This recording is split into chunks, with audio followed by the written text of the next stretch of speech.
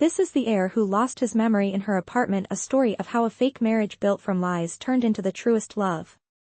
Hello everyone, before we begin today's story, I have a small favor to ask.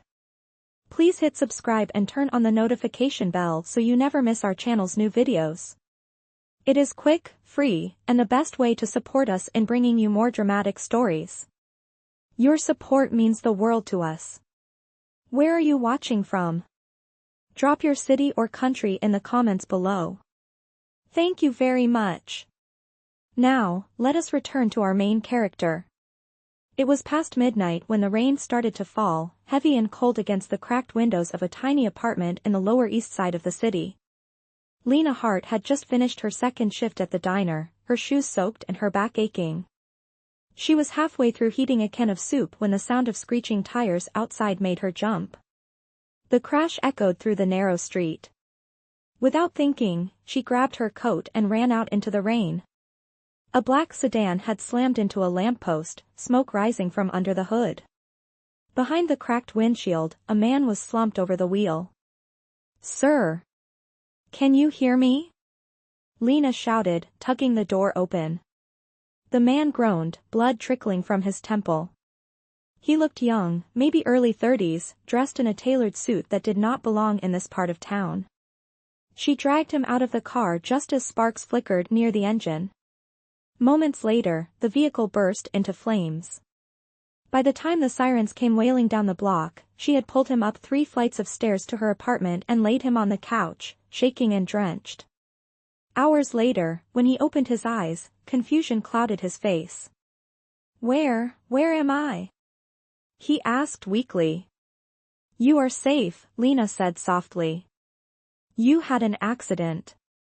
I brought you here." He blinked, disoriented. "What is my name?" Lena froze.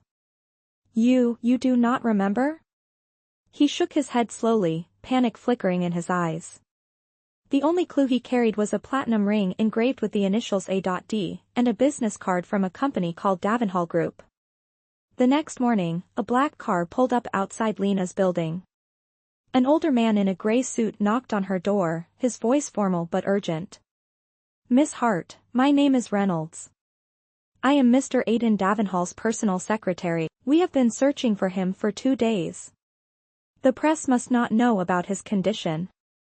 If the board finds out, the company could fall into the wrong hands." Lena blinked in disbelief. The stranger sleeping on her couch was a billionaire heir. Reynolds glanced toward the living room, lowering his voice. "He does not remember who he is, does he?" Lena shook her head. The man sighed. "Then we must keep it that way, at least until we can protect his assets. But we have a problem. The media already announced his private wedding weeks ago.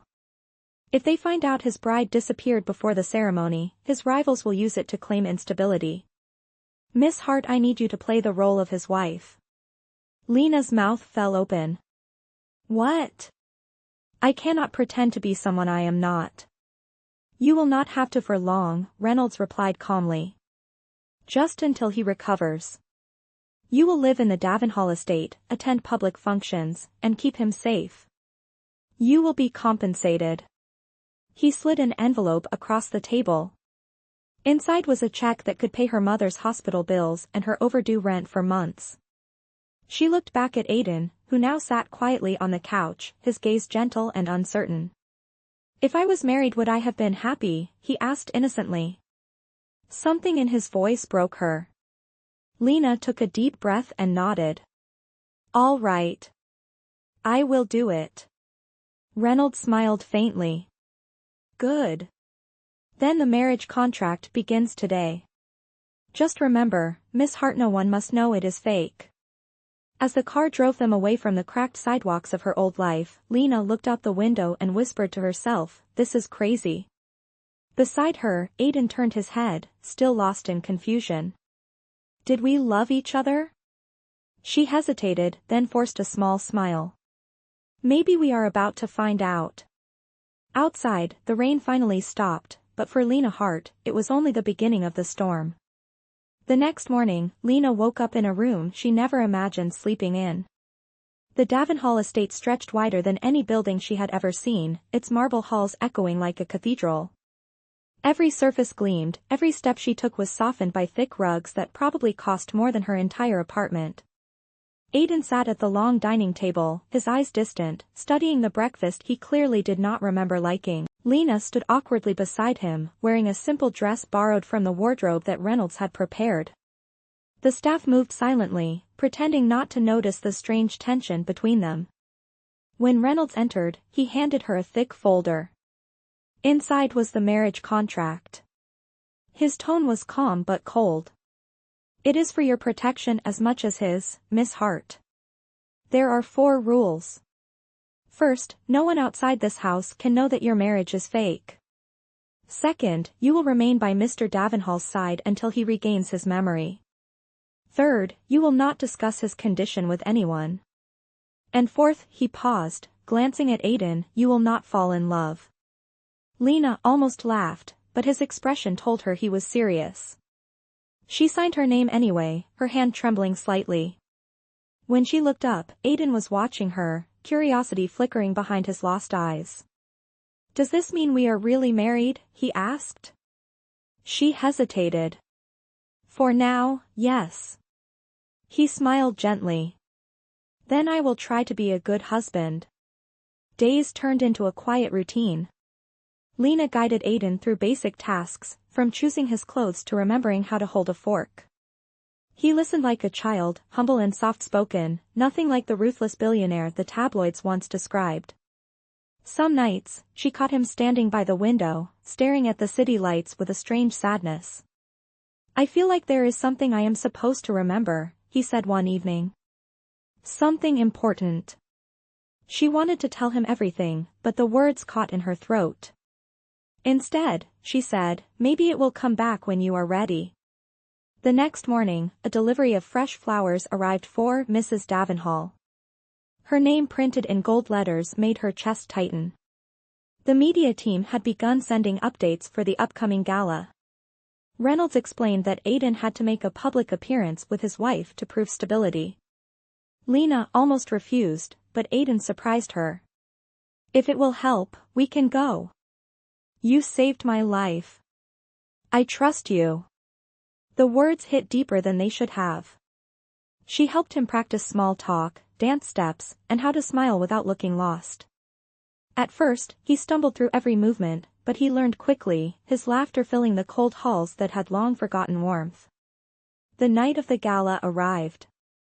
Cameras flashed as they stepped out of the black limousine. Lena's breath caught. She felt like a fraud in the sparkling gown Reynolds had chosen. But when Aidan took her hand, the noise of the crowd faded.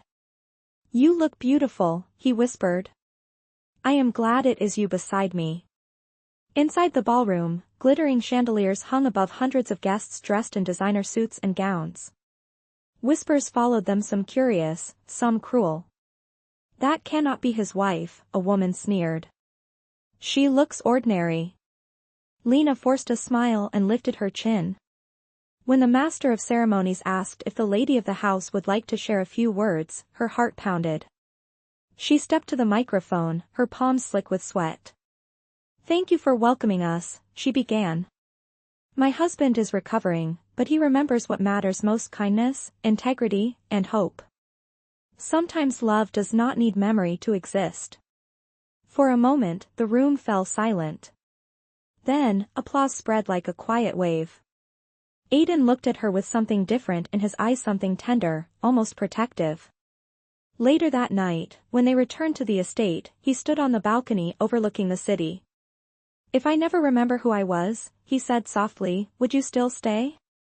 Lena looked at him, the cool night air brushing her skin. "That is not part of the contract," she said. He smiled faintly. "Then maybe we should rewrite it." For the first time since the accident, Lena felt her heart stir with something dangerous and real. Somewhere between duty and deception, the lines had begun to blur. And deep down, she knew this was only the beginning of a love she was never supposed to feel. Weeks passed, and the mansion that once felt like a museum began to feel alive again. The staff whispered that Mr. Davenhall smiled more, laughed even. They said it was because of her. Lena tried not to listen, but the truth was, something inside her had changed too. Every morning, she found herself waiting for the sound of his footsteps, the soft shuffle of his slippers across the marble floor. They shared breakfast at the long table where silence had once ruled. Aiden now remembered how to use chopsticks, how to tie a tie, how to read the newspaper without looking lost. He still could not recall his past, but he was building something new, something gentler with her. One afternoon, while organizing the study, Lena came across a leather-bound notebook tucked between financial reports. On the first page were shaky words written in Aiden's handwriting: "Trust no one." Her pulse quickened. It matched the phrase he had scribbled unconsciously in his sleep weeks earlier. When she showed it to Reynolds, his expression darkened. "Put that away, Miss Hart. That was from before the accident. You should not concern yourself with it." But his tone was too sharp, too defensive. That night, she asked Aiden if he had ever written something like that before. He frowned, rubbing his temple. "Maybe. I remember feeling betrayed. Like someone close to me wanted to take everything away." His voice was low, uncertain. "Do you think that could be true?" Lena hesitated. "Sometimes people hide behind smiles, Aiden. But the truth always finds a way." The next day, an invitation arrived from the company board for a private dinner. Reynolds insisted Lena attend with Aiden. "It will help reinforce the image of stability," he said. Dressed in a navy gown, Lena stood by Aiden's side as they entered the grand hall filled with executives and shareholders. The chandeliers sparkled like ice, but beneath the polite laughter, she felt the tension. Marcus Davenhall, Aiden's cousin and the company's acting CFO, approached them with a smile too smooth to be sincere. "Cousin," he said, extending a hand, "it is good to see you on your feet again. And this must be the lovely Mrs. Davenhall." His gaze lingered on Lena a little too long. "You have done quite well for yourself." Aiden's hand tightened around hers. "Thank you, Marcus. Lena has been my anchor through all of this." Marcus's smile flickered. "How touching. I do hope she knows what she has gotten herself into." The words carried an edge that made Lena's stomach twist. Later that night, as they drove back to the estate, she caught Aiden staring out the window, silent. "Do you trust him?" she asked. He shook his head slowly. "I do not know why, but something about him feels wrong." A few days later, Lena found a sealed envelope slipped under her bedroom door. Inside was a flash drive labeled, "For your eyes only." Against her better judgment, she opened it on her laptop. The files contained copies of internal company transfers, millions moved from Davenhall accounts into offshore holdings under Marcus's name. Her hands shook as she scrolled through the evidence. Someone had sabotaged Aiden long before the crash, but before she could tell him, Reynolds appeared in her doorway, his face pale. "Where did you get that?" Lena froze. "Someone sent it to me." "Delete it," he snapped. "This is not your fight." His words sent a chill through her. That night, she found Aiden in the garden, sitting on the stone bench beneath the willow tree. The moonlight cast silver across his face. "Aiden," she said carefully, "if I told you that your accident was not an accident, would you believe me?" He turned to her, eyes dark and searching. "Do you know something?" She took a deep breath and handed him the flash drive. "You need to see this for yourself." As he scrolled through the files, his face paled. "Marcus," he whispered. It was him. He had the most to gain. Rage and confusion flashed across his features. And Reynolds knew. Lena reached for his hand. "You cannot confront them yet. You need proof, and you need your memory." He looked at her, eyes heavy with gratitude and something deeper. "You are the only person I trust." She shook her head. "Do not say that. I am supposed to be your fake wife, remember?" Aiden smiled faintly. "Maybe that is the only real thing left." The air between them thickened with unspoken emotion. Lena wanted to pull away, but when he reached out and brushed a tear from her cheek, she felt her resolve shatter. For the first time, she realized this was no longer pretend. Somewhere between the lies and the contract, they had both begun to fall. And neither of them knew that the next morning, everything they had built was about to be tested. The following morning, the mansion was no longer peaceful. Lena awoke to the sound of raised voices echoing from the foyer. When she stepped out of her room, 2 security guards stood by the staircase, and Reynolds was speaking in a low, urgent tone. At the bottom of the stairs stood Marcus, holding a folder and a smirk that chilled her to the bone. "Well, well," he said as his gaze swept over her. "The mysterious wife finally appears." Aiden stepped forward, his posture tense. "What is going on?" Marcus handed him the folder. Inside were printed photographs, grainy shots of Lena entering the Davenhall estate weeks ago, followed by copies of her original rental agreement and her bank records. "It seems your lovely bride has been lying," Marcus said smoothly.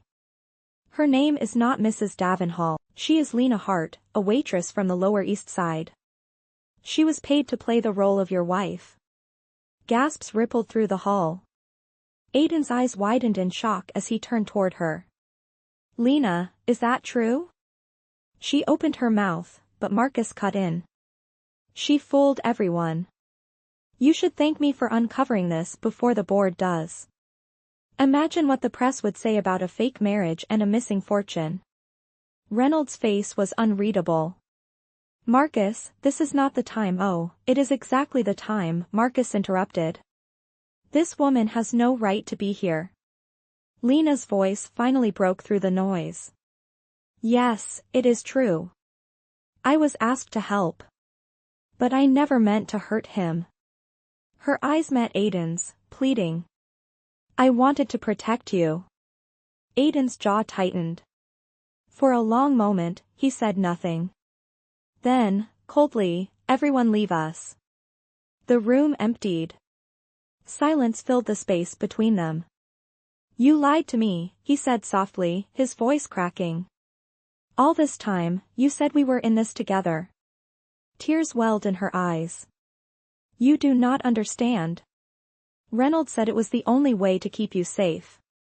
I did not expect to care for you. But I do. That was never part of the plan." He looked away, hurt etched across his face. "I cannot tell what was real anymore." Lena tried to step closer, but he turned and walked out, leaving her alone in the vast, echoing room. That night, she packed her bag. The contract was over, and so was her place in his life. As she reached the front door, Reynolds appeared. "Where will you go?" She forced a small smile. "Back to where I belong." He sighed. "For what it is worth, Miss Hart, I believe you. But Aiden, he will not see it now." Lena left without another word. The city felt different this time, colder, heavier. Days passed in a blur as she returned to her old life, waiting tables and paying rent by the week. But every time she heard the rain against her window, she saw his face. Meanwhile, at the Davenhall estate, Aiden sat in his study surrounded by files and photographs. Something about Marcus's perfect timing bothered him. He replayed their conversation, his instincts screaming that this was not over. Then he found the flash drive Lena had given him, hidden inside a drawer. As he opened it again, a locked folder caught his eye, one he had not noticed before. Inside were security camera clips from the night of the crash. The footage showed his car swerving sharply as another vehicle cut across the lane. The other driver was Marcus. The truth slammed into him like thunder. Lena had been right. She had tried to protect him, and he had pushed her away. Without hesitation, he called Reynolds. "We are going to the board meeting tomorrow," he said firmly. "It is time the truth came out." The next day, the Davenhall headquarters buzzed with reporters and executives. Marcus stood at the podium, pretending to comfort investors. But when Aiden walked in, every camera turned. "I thought you were still recovering," Marcus said with mock concern. Aiden stepped closer, his voice steady but cold. "I remember everything. Gasps filled the room. He threw a folder onto the table, spilling the evidence of embezzlement and the video footage of the crash. You tried to kill me, Marcus. You sabotaged my car, and when that failed, you tried to destroy the only person who stood by me. Security moved quickly. Marcus's smile vanished as the police officers stepped forward. Aiden watched silently as they led his cousin away in handcuffs. When the chaos settled, Reynolds approached. What will you do now? Aiden's gaze drifted toward the window where the rain began to fall again. Find her, he said quietly. Before it is too late.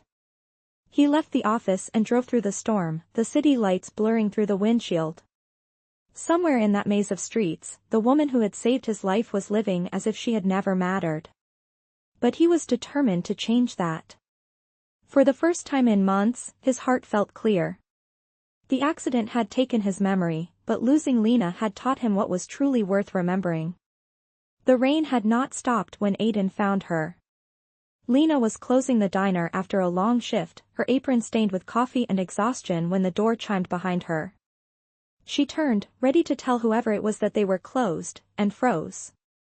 Aiden stood in the doorway, soaked from the downpour, his hair plastered to his forehead, his suit wrinkled and damp. For a moment, they simply stared at each other, the hum of the neon sign flickering above them. You should not be here, she whispered. The tabloids already did enough damage. He took a slow step forward. I do not care about the tabloids. I came because I finally remember everything. Lena's breath caught. Everything? He nodded. The night of the crash. The lies Marcus fed me. And you dragging me from that car when you could have walked away. You saved my life, Lena. And I repaid you with doubt. She looked down, unable to meet his eyes. You do not owe me anything. I do, he said softly. I owe you the truth. He reached into his coat pocket and pulled out a small velvet box. Inside was the platinum ring she had seen the night they met, now engraved with both their initials. I burned the contract, he continued. It was built on lies. I want something real this time. No rules, no secrets. Tears welled in her eyes. Aiden, you do not have to do this out of guilt. It is not guilt, he said firmly. It is love. Somewhere between losing everything and finding myself again, I realized you were the only thing that ever felt real. For a long moment, she said nothing. The sound of rain hitting the windows filled the silence. Finally, she took a step forward. You remembered your past, she said quietly, but you still choose me? He smiled, the kind of smile that reached his eyes for the first time in months. I do not remember the man I was before. But I know the man I want to be now, and he does not exist without you. She let out a shaky laugh as tears slid down her cheeks. You always say the right things. He reached out, brushing the tears away. That is because for once, I mean them. Lena took the ring from the box, her hands trembling. So what happens now? He stepped closer, his voice slow and certain. Now, we start over. Not as strangers, not as a contract, but as us. She slid the ring onto her finger. It fit perfectly, as if it had been waiting for her all along. Outside, the rain began to ease, replaced by the first break of dawn. The city lights glimmered through the wet glass as Aiden pulled her into his arms. You once told me that memory does not matter when the feeling is real, he murmured. You were right. She smiled against his shoulder. I was not trying to be wise. I was just trying to survive. He chuckled softly. Then let us survive together. The following weeks moved quickly. Marcus was convicted of embezzlement and attempted murder, and the Davenhall board reinstated Aiden as CEO. But this time, things were different. The mansion that once felt cold and empty was now filled with laughter and warmth. Lena turned one of the unused wings into an art studio, her sketches of city streets and rainy nights filling the walls. Aiden often stood in the doorway watching her work, the same quiet awe on his face every time. You gave this place a soul, he said one evening as she brushed a streak of blue onto a canvas. No, she replied with a smile, you just needed someone to remind you it already had one. Months later, they hosted an exhibition in the main hall titled, The Memory We Built. The proceeds went to a foundation supporting accident survivors and artists from underprivileged backgrounds. Lena's idea, Aidan's funding. As guests admired the artwork, Lena caught him watching her from across the room. He raised his glass in a silent toast. When the lights dimmed and the crowd thinned, he led her to the center of the hall where it had all begun. Do you remember our first rule? He asked playfully. Do not fall in love, she said with a smile. We broke that one. And the second? Do not stay after the contract ends. We broke that too. He took her hand and pressed a kiss to her knuckles. Then let us keep breaking the rules together. The orchestra began to play softly as he pulled her close. To the woman who taught me that love is not about memory or status, he whispered, but about choosing each other, every single day. Lena looked up at him, eyes shining. Then I choose you. The hall lights glowed warm around them, and as they danced under the chandeliers, the city outside slowly came alive. For the first time, Aidan Davenhall was not a name on a company plaque or a headline. He was simply a man who had lost everything and found the one thing that mattered most. A few months later, the Davenhall estate looked nothing like the place Lena had first entered. The cold marble halls were now filled with flowers, the scent of paint and coffee drifting through the air. The once silent dining room had turned into a space of laughter and music. Aidan often worked from home, and Lena had turned the West Wing into her personal studio. Every wall was lined with her painting scenes of rain-soaked streets, reflections on wet glass, and the soft glow of city lights at night. Each one held a piece of their story. One morning, Aidan walked into her studio carrying 2 cups of coffee. He paused, admiring the painting she was finishing, a quiet portrait of him standing in the rain, the first night they met. You make me look better than I did, he said with a playful smile. She laughed softly. Art is supposed to be kind. He handed her a cup and leaned against the window. You know, the board wants me to travel next month. A conference in London. They think I should bring my wife. She looked up, raising a brow. Your wife? That still feels strange to hear. He grinned. You will get used to it. She turned back to her easel, pretending to focus on her brush strokes, but her smile gave her away. Life had settled into something neither of them had expected, a calm rhythm built on shared breakfasts, late-night talks, and the kind of silence that only felt comfortable between people who truly knew each other. Still, the past was not entirely gone. One afternoon, Reynolds visited the estate. His hair had grayed, but his eyes were still sharp. Mr. Davenhall, he said, I came to resign. After what happened with Marcus, I cannot continue under the same name. I should have told you sooner. Aidan shook his hand. You protected me when you could. That is all that matters. Reynolds nodded and glanced toward Lena, who had entered the room. You changed him, he said quietly. For the better. When he left, Lena turned to Aidan. Do you ever think about the accident? About how different things would have been if it had never happened? He looked at her, thoughtful. If it had never happened, I might have never met you. Losing my memory was the best mistake I ever made. That night, they hosted a charity dinner for the foundation they had built together. The ballroom was filled with donors, artists, and families whose lives the program had helped. As Lena stood on the stage, she spoke with calm sincerity. Sometimes, life takes everything away so that it can give you something better. We built this foundation to remind people that second chances exist, and that real love is the greatest second chance of all. The audience rose in applause, and Aidan felt his chest tighten with pride. When she stepped down, he met her halfway, taking her hand in his. You were perfect, he whispered. She smiled. I had a good teacher. Later that evening, as the guests departed and the lights dimmed, Aidan led her outside to the garden where the willow tree swayed gently in the night breeze. There is one more thing, he said, pulling a small envelope from his jacket. Inside was a deed with her name printed beside his. You bought me land, she asked, stunned. We bought us a future, he replied. A place by the coast. Somewhere quiet where you can paint, and I can forget about meetings and boardrooms. Her eyes glistened. You are serious? Completely, he said. After everything we have been through, we deserve peace. She laughed through her tears. You really are terrible at surprises.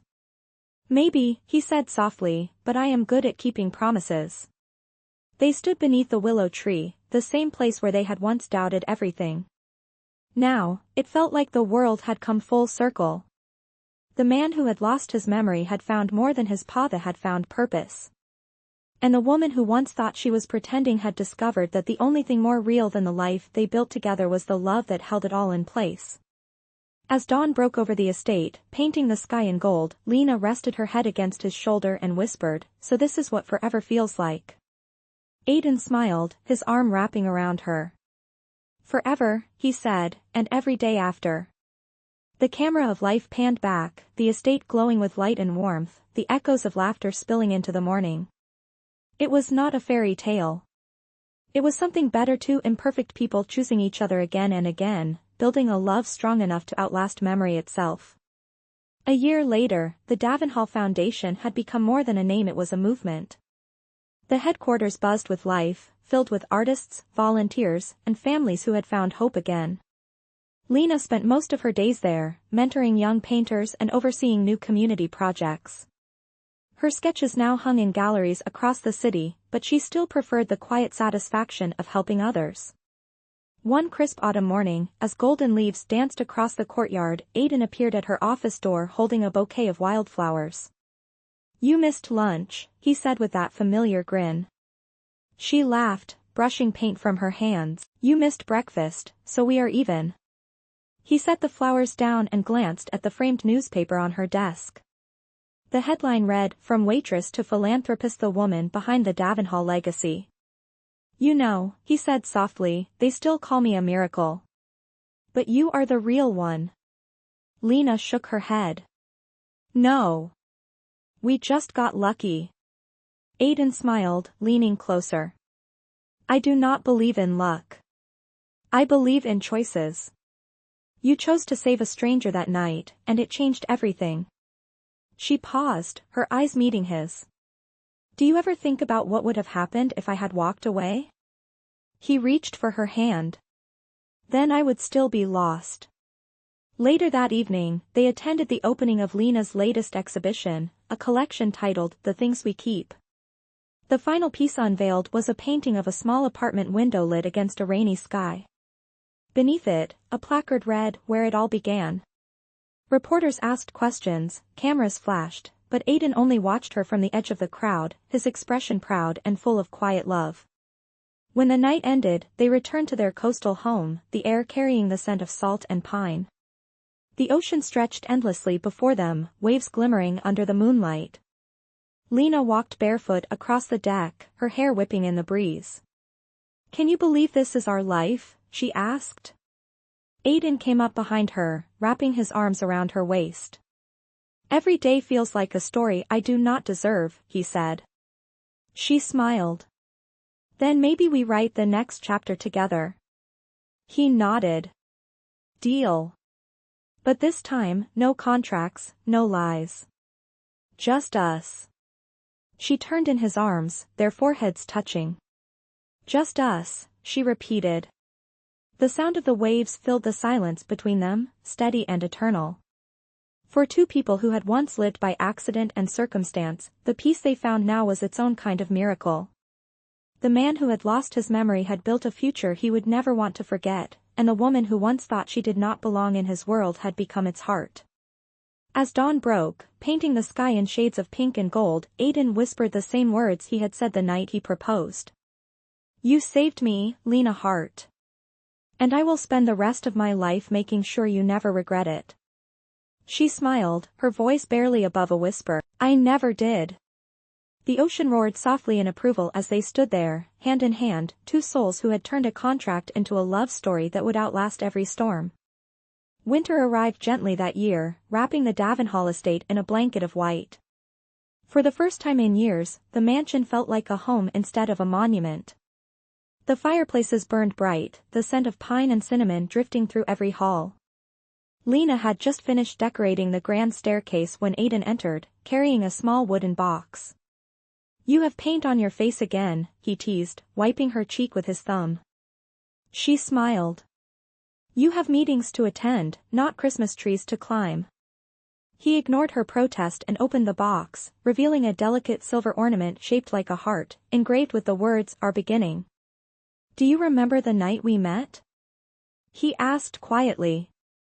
"Every detail," she said. "The rain, the noise, the fear.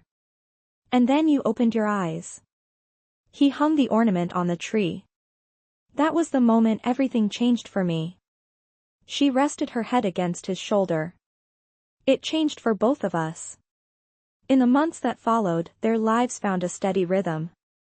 The foundation grew beyond their expectations, and the press began to call them the couple who turned tragedy into grace. But behind every headline was something far simpler: a love built on ordinary days. Breakfasts shared over burnt toast. Evenings spent reading by the fire. The quiet comfort of two people who had finally learned to stay. One morning, Aidan called Lena to the terrace. The ocean below shimmered under the winter sun. On the table sat an envelope and two steaming mugs of coffee. "What is this?" she asked, curious. He smiled. "It is a surprise." Inside the envelope was a set of tickets and a note written in his familiar handwriting. It read, "Paris in spring. The city where I first learned what second chances feel like." Lena laughed softly. "You planned a trip without telling me?" "I had to," he said. "You are impossible to surprise." She wrapped her arms around him. "Thank you." "Do not thank me yet," he replied. "You still have to teach me how to enjoy museums without checking my emails." "That will take a miracle," she teased. He kissed her forehead. "You have performed bigger ones." The weeks leading up to the trip were filled with warmth and laughter. On the night before they left, they sat by the fire, the tree still glowing softly in the corner. Aidan watched her as she read through a stack of letters from artists their foundation had helped. "You know," he said, "when I lost my memory, I thought I had lost everything. But maybe that was the only way I could find what mattered." Lena looked up, her voice soft. "And what is that?" "You," he said simply. "Always you." She smiled, tears glimmering in her eyes. "You really do remember everything now." He nodded. "Every second that led me to you." The next morning, the sun rose golden and clear, spilling light over the snowy hills. Their suitcases stood by the door, the car waiting to take them to the airport. Lena looked back at the tree one last time before closing the door. "Ready?" Aidan asked. She took his hand. "Always."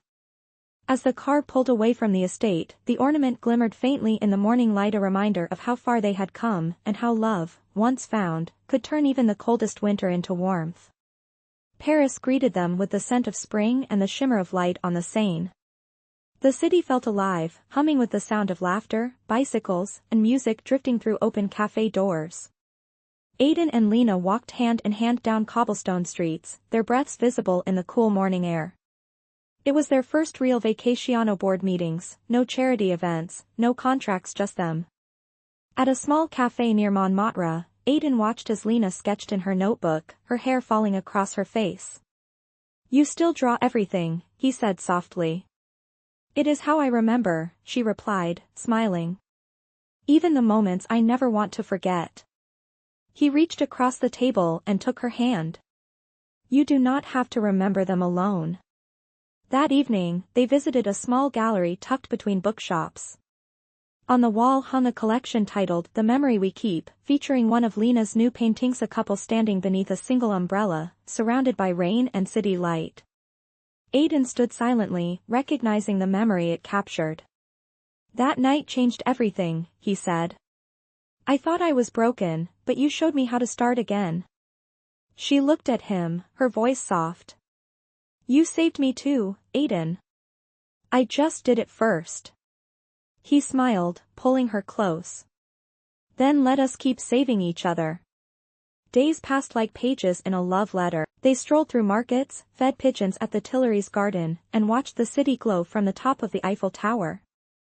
One afternoon, as they sat by the river, Aidan pulled a small velvet pouch from his pocket. Inside was the same platinum ring, now joined by a seconda simple gold band. "We never had a real wedding," he said, his voice steady. "The first time was a contract. This time, it is a promise." Tears filled her eyes as he knelt in the soft light of sunset. "Lena Hart, you turned my memory into a story worth remembering. Will you marry me again without the lies, without the fear, just as us?" She could barely speak, her heart full. "Yes," she whispered. 1,000 times yes. The city around them seemed to hold its breath. When he slipped the ring onto her finger, the crowd nearby began to cheer, and the bells of a distant church began to chime as if the world itself was celebrating. Months later, back at the estate, their wedding was small and quiet, surrounded by those who had become family through the foundation. There were no cameras, no press, just laughter, music, and vows spoken under the willow tree where everything had begun. When Lena said, "For better or for worse," Aidan smiled. "We have already lived the worse. The rest is just love." As they shared their first dance, the lights reflected off the lake, and the soft hum of a violin carried through the night. The guests watched as the couple moved in perfect rhythm, two souls that had found their way back to each other through loss, lies, and redemption. Later, as they stood alone under the stars, Aidan whispered, "Do you ever wonder how one mistake could lead to everything right?" She nodded. Maybe it was never a mistake, just fate in disguise. He smiled, brushing a strand of hair from her face. "Then I am grateful for every wrong turn that brought me here." The night faded into dawn, and as the sun rose over the Davenhall estate, their silhouettes stood framed by golden light. The story that began with a contract ended with a vow not written on paper, but written in their hearts forever.